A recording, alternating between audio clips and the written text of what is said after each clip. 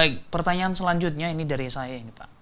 Ya. Apakah gereja boleh membangun bisnis seperti tempat penginapan, toko, atau yang lainnya untuk pemasukan kas gereja? Ya, tentunya guna untuk mendukung pelayanan di dalamnya. Ya. Jadi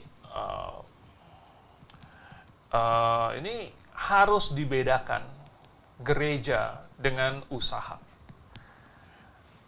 Jadi maksudnya apa? Gereja itu bukanlah usaha. Ya.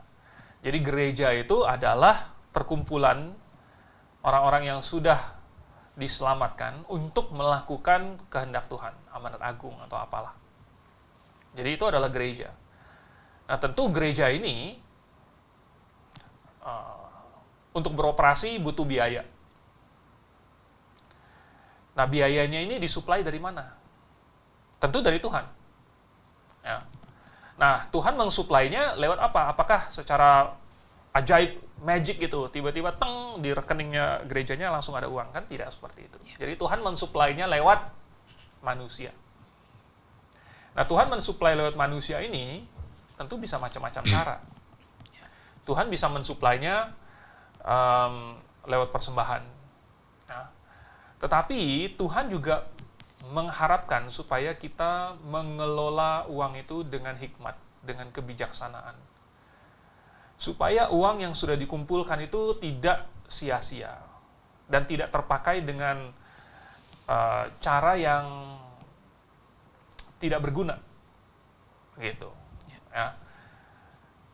Nah, ini berbeda dengan suatu usaha atau suatu perusahaan atau suatu PT, ya, atau satu badan dagang atau apapun yang tujuannya adalah yang cara beroperasinya itu memutar uang demi mendapatkan profit, untung.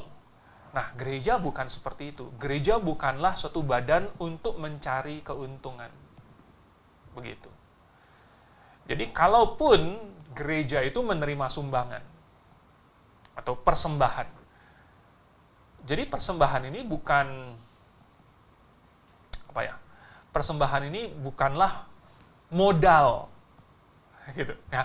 Bukan modal usaha. Karena gereja bukanlah suatu usaha, bukanlah suatu PT. Nah, lalu apakah boleh gereja membangun usaha atau apa? Sebenarnya mungkin yang ditanyakan ini adalah apakah orang-orang di dalam gereja itu boleh berusaha atau tidak? Maka jawabannya gampang sekali. Semua anggota jemaat boleh melakukan pekerjaan apapun.